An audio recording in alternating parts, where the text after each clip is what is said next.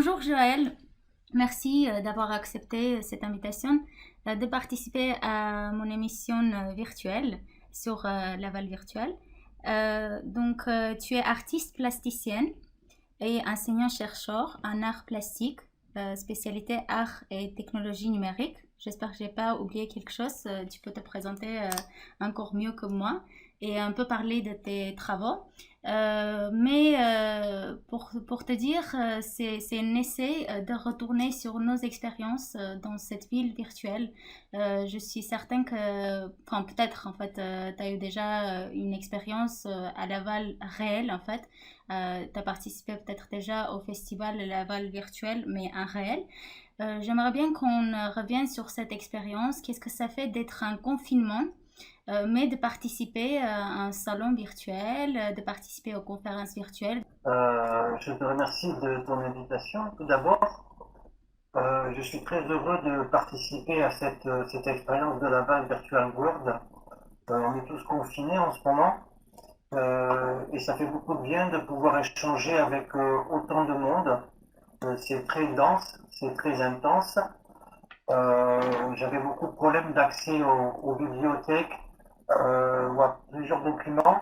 Et là, depuis 2 jours, je suis très très heureux de télécharger beaucoup de PDF, beaucoup de vidéos, de rencontrer beaucoup de monde, d'assister à beaucoup de conférences. Donc je trouve que c'est vraiment une belle expérience pendant le confinement. Mhm. Et est-ce que tu as eu déjà une possibilité de participer au festival Laval virtuel en vrai? Oui, oui, tout à fait. Mhm. Avec mes étudiants, on collabore beaucoup avec Recto Verso et Judith Giertz.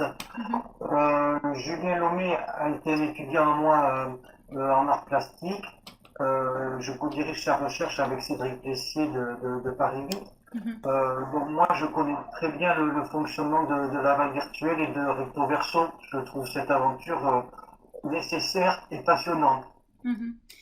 Hier, on a participé à une performance ensemble d'ailleurs parce que en fait j'ai fait une capture d'écran, j'ai fait une petite photo et donc j'ai remarqué qu'en fait il y avait aussi toi. C'était assez intéressant, du coup on a partagé une danse ensemble dans cet environnement virtuel. J'aimerais bien que tu racontes un peu ton expérience justement de cette performance.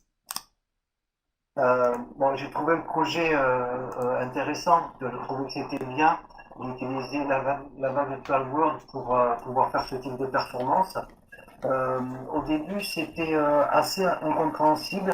J'avais beaucoup de mal à comprendre les consignes.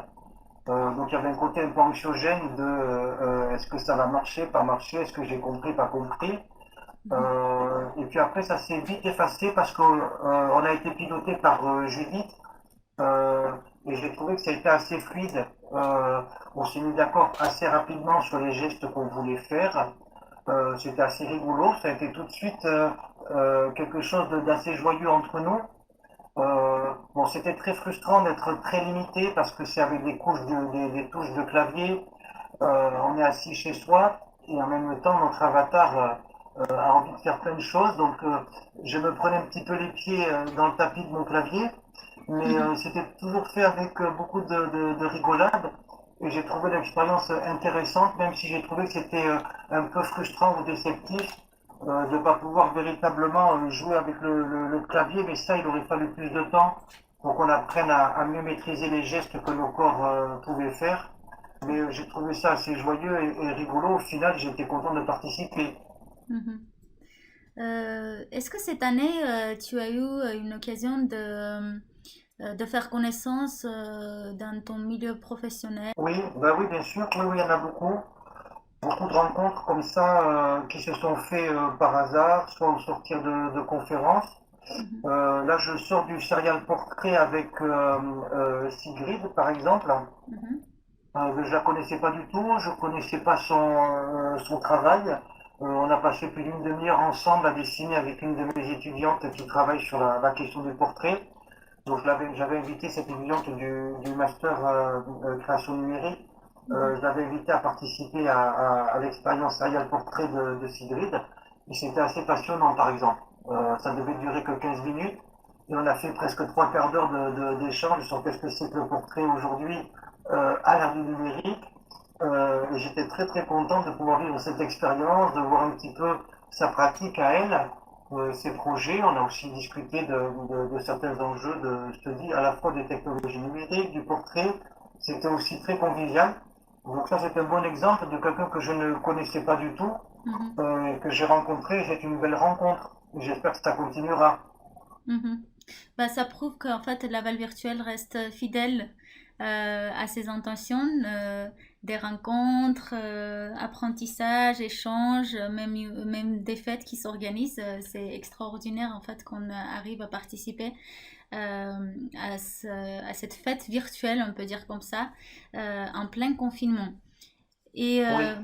ma prochaine question, c'est sur justement la thématique de cette année Vector Verso, corps réel, corps virtuel. Je ne sais pas si tu as eu le temps de visiter le musée virtuel.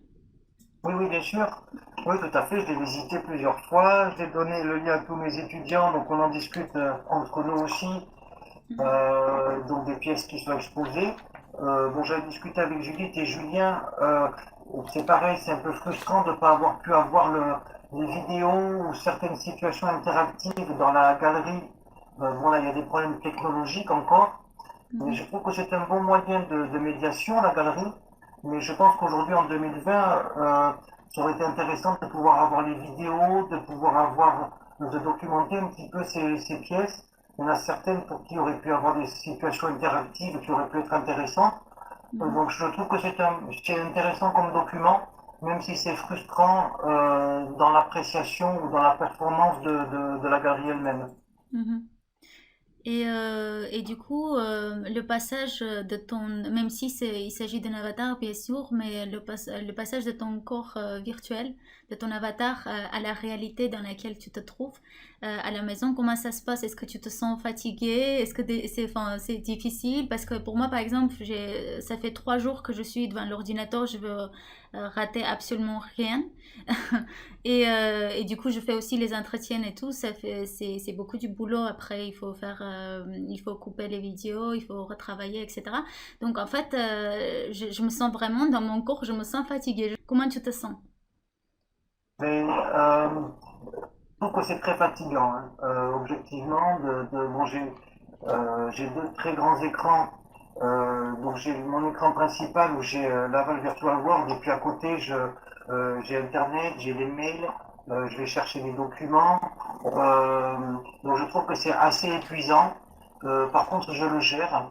Je me fais des pauses régulièrement. Je fais pas mal de situations physiques où je me détends, je m'étire.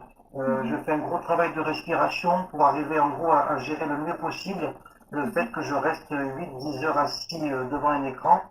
Donc pour moi, ce qui me semble important, c'est de le gérer si tu veux. mhm, Donc, mhm, il y a plusieurs façons simples hein, de le gérer physiquement pour pas que ce soit trop fatigant et trop éprouvant comme expérience. mhm, Bon, je pense que le point pour moi le plus important, c'est d'arriver à gérer ces situations.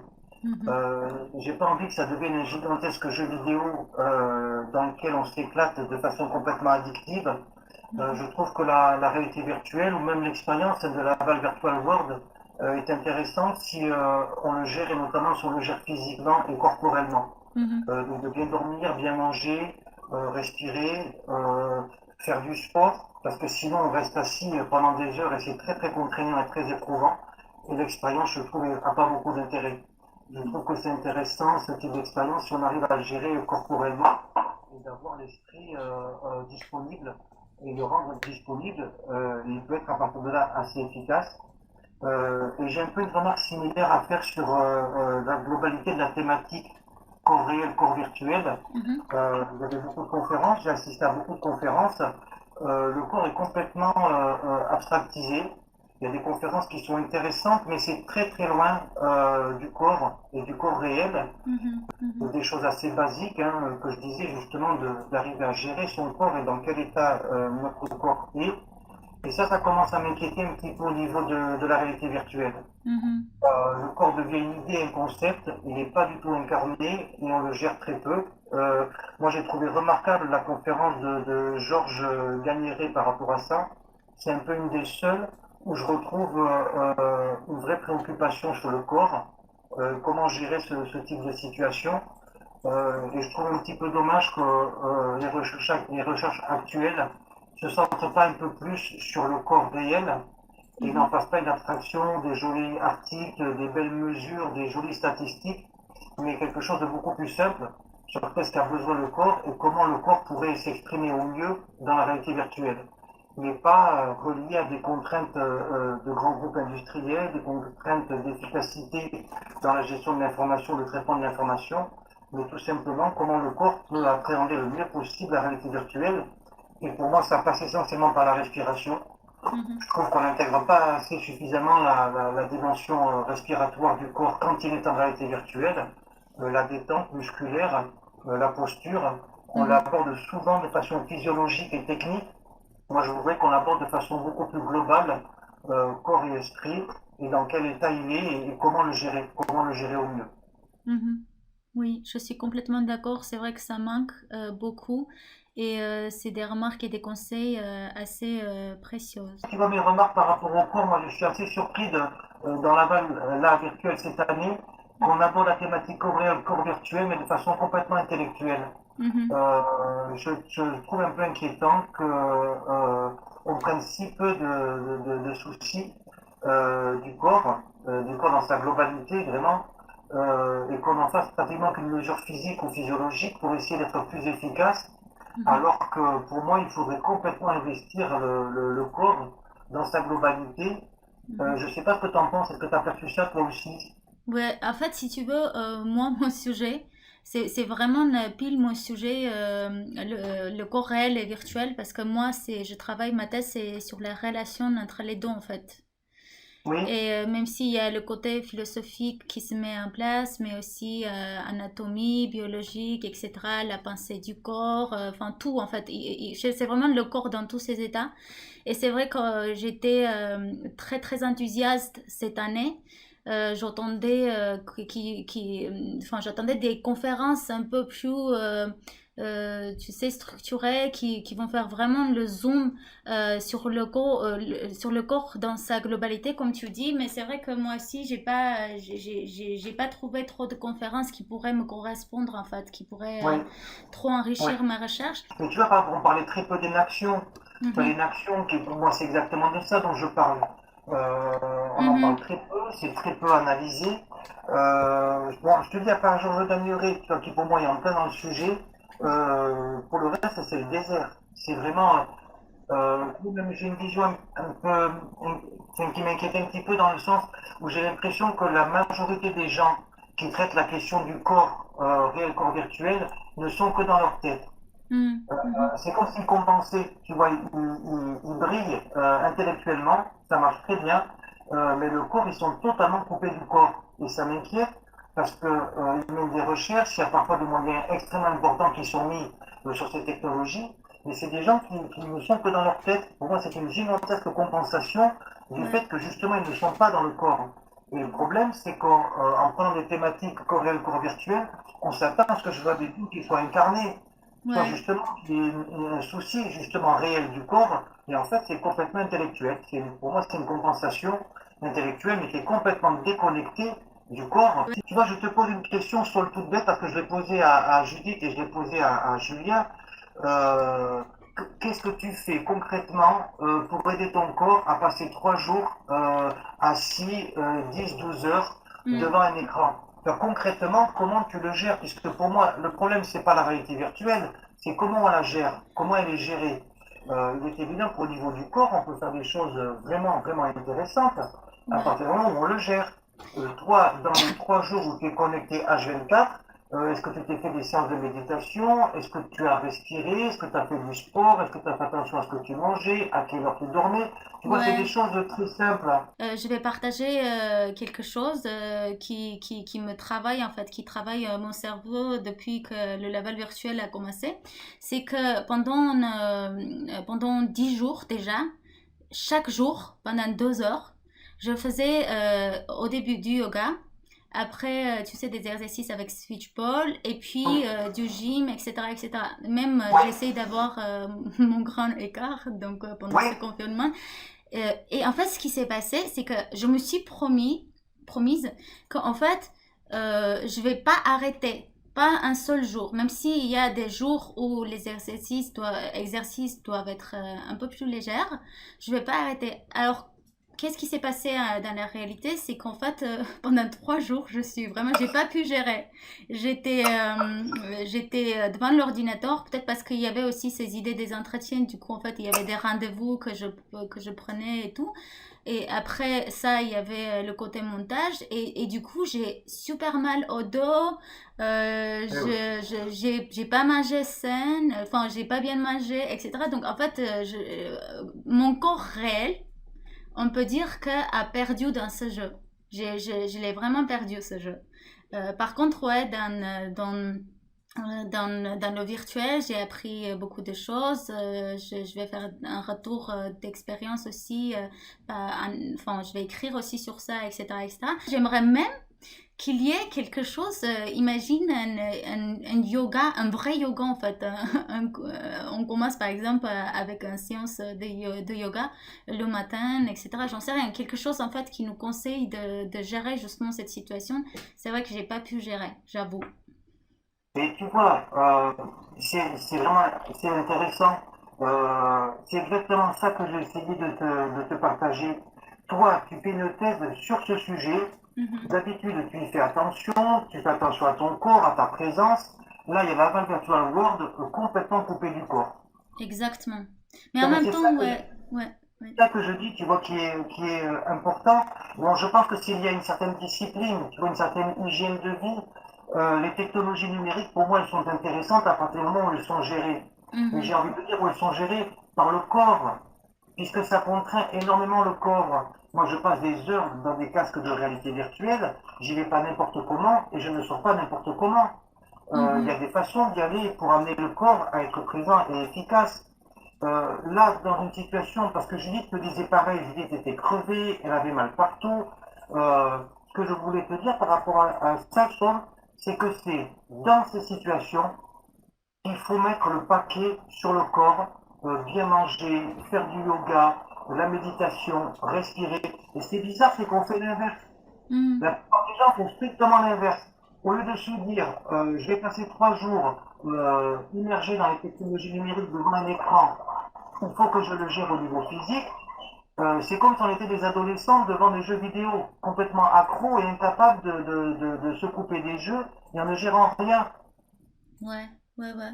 C'est tout à fait ça, en fait. Je suis complètement d'accord. Et c'est marrant qu'on parle de ça parce qu'on a parlé de ça avec personne. Par contre, c'est une question vraiment très pertinente. C'est une évidence qu'on devrait faire des séances de yoga, qu'on Mm. devrait arrêter la Val Virtual World régulièrement dans la journée pour créer des sessions de respiration, Mm. être plus en contact avec sa respiration, avec les étirements, des élongations, c'est-à-dire mettre le corps en condition d'être 2 heures, 3 heures devant un écran. Oui, oui, oui, exactement. Et surtout que c'est la thématique quand même de cette année. Donc, Et un autre point que je voulais aborder, c'est que j'ai trouvé, si tu veux, toutes les œuvres qu'on voit, mais même j'ai fait certaines conférences professionnelles, les gens travaillent sur les mêmes logiciels, ça devient extrêmement pauvre. Esthétiquement, on a pratiquement les mêmes images, on pourrait quasiment reconnaître le logiciel, et je suis assez inquiet parce qu'il y a peu d'artistes ingénieurs, du type Michel Brett par exemple, qui développent leur propre logiciel pour arriver à des esthétiques différentes. Et j'ai l'impression qu'on va niveler complètement par le bas la réalité virtuelle. On va utiliser des technologies militaires, industrielles ou médicales sans aucune réflexion artistique dessus, ni esthétique. Et du coup, je trouve que les œuvres commencent à atteindre un petit peu un plafond de verre. Au mm. début, on était assez émerveillés. Et puis, depuis une quinzaine d'années, j'ai l'impression que ça rebondit beaucoup sur les contraintes des logiciels et très peu sur la sensibilité des artistes. Ouais, ouais, ouais. C'est-à-dire, les œuvres se répètent, les idées se répètent, parce Oui, qu'en fait, l'artiste peut-être obéit plutôt à la technologie et oui, il fait pas le contraire, il fait pas obéir la technologie à ses besoins, quoi. oui, Ouais, mais oui, c'est tout à fait ça. si tu veux, on n'utilise quasiment rien du potentiel de la réalité virtuelle et de l'intelligence artificielle. On Mhm. n'utilise quasiment rien. Ça devient mécanique et appliqué. Il n'y a aucune idée qui vont dans des endroits inconnus, pourquoi pas absurdes, avec un petit peu d'ingéniosité, d'audace. On est complètement lié aux contraintes des logiciels et on n'est plus du tout en train d'interroger l'intelligence artificielle, son potentiel, qu'est-ce qu'elle permet. Il y avait des choses ambitieuses en prenant des risques. On applique. On applique ce que c'est faire le logiciel, on essaye un petit peu de bidouiller, de trafiquer, mais je trouve ça devient extrêmement pauvre d'un point de vue esthétique, extrêmement pauvre d'un point de vue narratif, narratif ou fictionnel. On espèce dans des espèces de métamondes qui ressemblent beaucoup avec des jeux vidéo, et c'est très riche le monde des jeux vidéo, donc on a beaucoup de monde, mais ça finit par être extrêmement pauvre, parce que ça n'est pas du tout alimenté par des recherches ambitieuses qui comprendraient les enjeux réels de l'intelligence artificielle et de la réalité virtuelle. Mhm. Oui. Là, ton travail, par contre, pour moi, il est fondamental parce que ça tient lieu de document et c'est un document objectif sur ce qui s'est passé pendant 3 jours. Ouais. Donc, je trouve que Mhm. c'est précieux parce qu'en termes de retour d'expérience, nous, chercheurs, on a vraiment besoin d'avoir ce type de documents, qu'on puisse les analyser, prendre du recul dessus, réfléchir et voir que ça peut ouvrir d'autres voies, justement. Moi, il y a plus de 20 ans, Michel Brett, par rapport à l'image de synthèse, me disait Joël, on n'a pas encore de Matisse en image de synthèse. C'était il y a 20 ans. Mhm. Euh, on est dans la même situation avec l'intelligence artificielle ou la réalité virtuelle. Il faut qu'on ait des gens qui cassent les codes, qui dépassent les frontières, qui aillent dans des endroits impossibles, impensables. On ne va pas simplement appliquer ce que Ouais, les outils nous permettent de faire. je suis complètement Moi, j'ai d'accord. rien contre du tout que des artistes utilisent ces technologies. C'est complètement fondamental qu'ils les interrogent. Mais il me paraît complètement nécessaire qu'on ait des artistes programmeurs, des gens qui aient vraiment une double compétence, mais le cas type, c'est Michel Brett, qui peuvent développer une autre esthétique, une poétique propre aux technologies numériques, propre à l'intelligence artificielle, propre à la réalité virtuelle. Il ne Mhm. s'agit pas simplement d'utiliser les technologies qui existent, il s'agit d'en inventer pour aller dans des endroits impossibles, pour aller dans des Ouais, endroits impensables. En gros, c'est pour exploiter au mieux le potentiel de l'intelligence artificielle ou le potentiel de la réalité virtuelle. On ne peut pas se cantonner à simplement les utiliser. Il faut ouais. absolument qu'on ait des gens qui se saisissent de ces outils, qui en comprennent les enjeux. Et c'est ça qui est compliqué, c'est que très peu de gens comprennent les enjeux de la réalité virtuelle ou de l'intelligence artificielle et qui les comprennent suffisamment pour utiliser tout le potentiel de ce que ça permet. Oui, C'est un travail qui est très austère, c'est beaucoup d'efforts pour essayer de comprendre comment marchent ces IA, comment marche la réalité virtuelle, comment ça fonctionne, et ouais. à partir de là, qu'est-ce que je peux faire avec artistiquement. Mhm. Oui, en même temps, je pense que c'est aussi enfin, la fameuse question de recherche-création, justement, qu'en fait, Oui, tu peux pas créer sans vraiment faire la recherche et tu peux pas écrire, je sais pas, des articles, etc., si tu pratiques pas aussi. Donc, tout est lié, en fait. Et moi, je suis oui, d'accord qu'il faut pas être découpé, il faut faire justement des ponts entre ces choses-là et que enfin, la réalité virtuelle, l'art numérique, l'intelligence artificielle, tout ça, ça reste quand même de la connaissance. Il faut apprendre avant pour créer, même si par exemple quelqu'un travaille avec un ingénieur et c'est pas lui qui fait par exemple tout le travail technique, mais il doit quand même savoir de quoi il s'agit. Parfois, les artistes, ils savent même pas comment ça a été créé par leur ingénieur, même si c'est une co-création, c'est très triste. Et aussi, des fois, il y a des ingénieurs qui n'arrivent pas à théoriser l'œuvre. Et bien ça aussi, c'est sûr, dommage. bien sûr. Mais tu vois, je vais employer un gros mot. Il faut que les artistes se forment techniquement. Mhm. Dans toute œuvre d'art, il y a une dimension technique. On a évacué ça, c'est une gigantesque erreur. On ne peut pas nier dans une activité artistique le recours à la technique ou à la technologie. On le fait depuis une centaine d'années. C'est le sens qui compte, c'est la démarche, c'est le processus, c'est le concept. Excusez-moi, comment tu veux dessiner quelque chose d'intéressant si tu n'as jamais appris à dessiner? Oui. de t'exprimer, tu vois, c'est comme pour la danse. Tu peux très bien faire de l'expression corporelle, gigoler dans tous les sens, c'est intéressant, je veux bien. Mais pour danser, c'est pas ça. La danse, ça s'apprend, il y a une technique, c'est des heures et des heures et des heures pour apprendre justement la technique, la dépasser, la transcender, pour arriver à s'exprimer artistiquement, pour qu'il y ait une émotion. Mais là, le recours à la technique est fondamental. Mhm. Les poètes, les musiciens, enfin, toute activité artistique réclame un savoir-faire technique. Et plus j'arrive à maîtriser ma technique, et plus je peux la transcender, plus je peux aller au-delà. Mais là, on a des générations d'étudiants qui maîtrisent complètement la technique, qui ne veulent pas en entendre parler, et on répète indéfiniment le même geste. Mhm. Merci Joël encore une fois d'avoir accepté cette invitation. C'était très intéressante, très enrichissante notre discussion. Donc maintenant je te propose qu'on fasse une photo, qu'on se mette devant la fenêtre. C'est la tradition de l'émission. Ok, très bien, je te remercie beaucoup à toi, bonne continuation. Prends bien soin de toi, c'est important. Merci, merci beaucoup.